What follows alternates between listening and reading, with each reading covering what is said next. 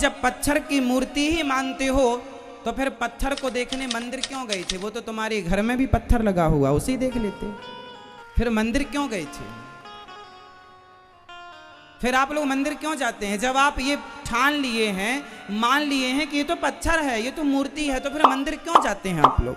नहीं जाएंगे मंदिर तो कहीं भगवान कुछ कर ना दें, हमारे को रोगी ना बना दें, मार ना दें, ये ना हो जाए, नुकसान ना, डर के मारे जाते हो। तो बताओ फिर मंदिर क्यों जाते हो?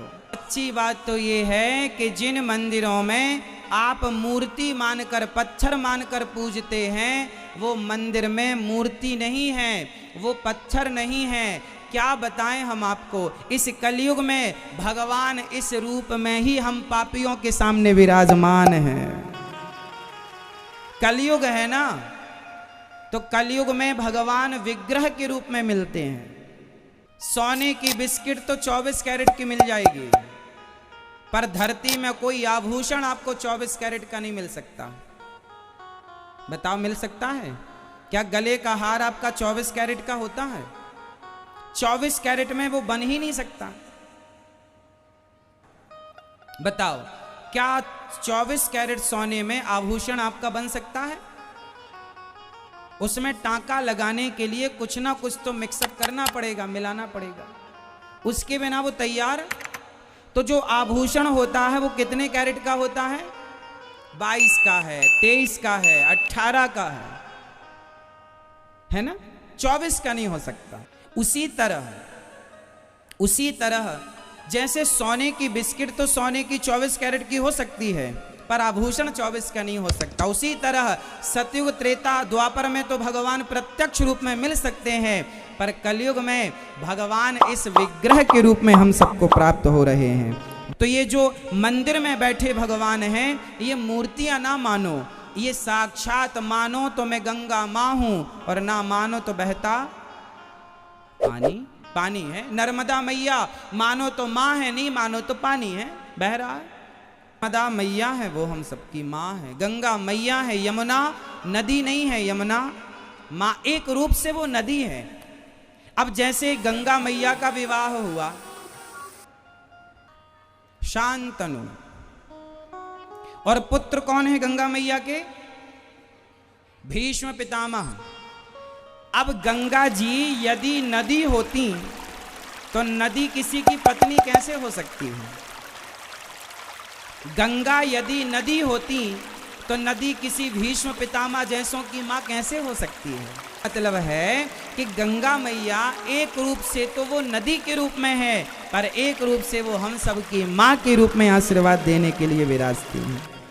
नर्मदा मैया एक रूप से तो वो मां के रूप में है, और एक रूप से वो जल की धारा के रूप में है। उसी तरह भगवान एक रूप से तो वो लक्ष्मी नारायण भगवान बैकुंठ में बैठे हैं, लेटे हैं, लक्ष्मी मैया चरण दबा रही हैं, और वही एक रूप से विग्रह के रूप में घर घर गोपाल जी के रूप में विराजमान है, शालिग्राम जी के रूप में विराजमान है। मंदिरों में विग्रह के राम जी, कृष्ण जी, नरसिंह जी के रूप में विराजमान हैं।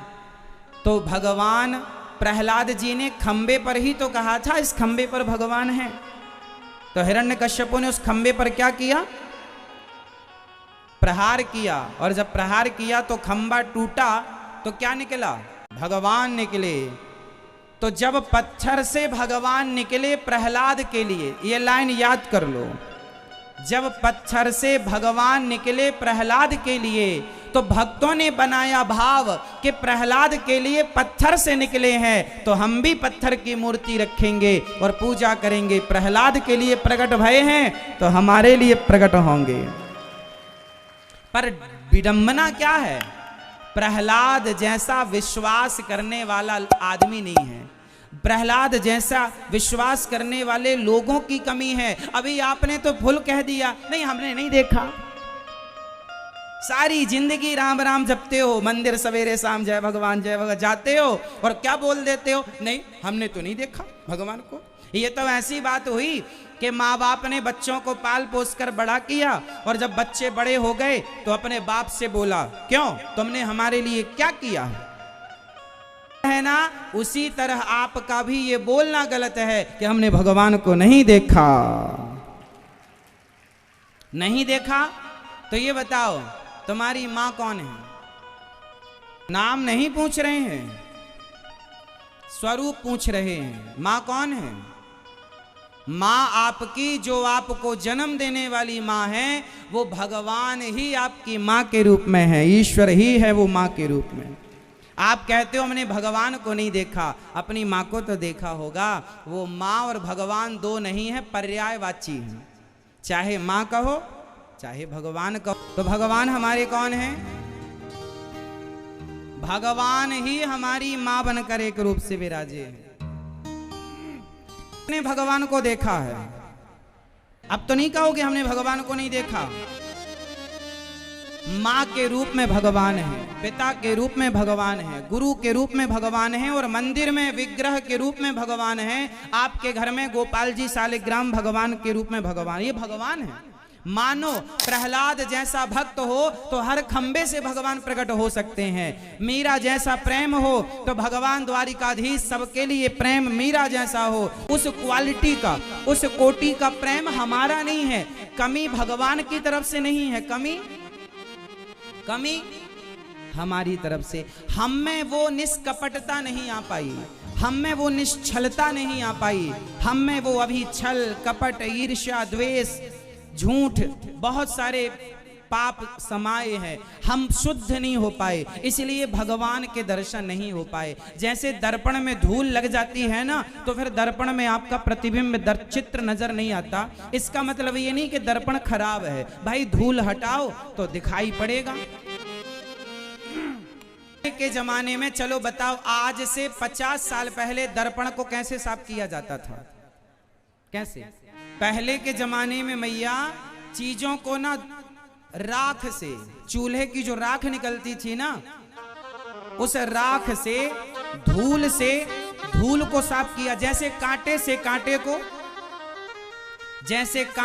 कांटे को निकाला जाता है, ऐसे धूल से धूल को साफ किया जाता है। इसलिए आपके हृदय में जो अज्ञान की धूल जमी है, उस धूल को धूल साफ करेगी। कौन सी धूल साफ करेगी? तो मेरे संग बोलो श्री गुरु चरण सरोज रज निज मन मुकुर सुधारी। मन के दर्पण में अज्ञान की धूल जमी है और वो धूल को धूल साफ करेगी। कौन सी धूल? बोले श्री गुरु चरण सरोज रज। गुरु जी के चरणों की धूल से अपने मन मंदिर में लगी धूल को हटा लो। अज्ञान की मन मंदिर साफ हो जाएगा, तो निर्मल मन में भगवान का दर्शन हो जाएगा। निर्मल मन के दर्पण में जो प्रभु का दर्शन, राम नाम के साबुन से जो मन का मैल छुड़ाएगा, निर्मल मन के दर्पण में वह प्रभु का दर्शन।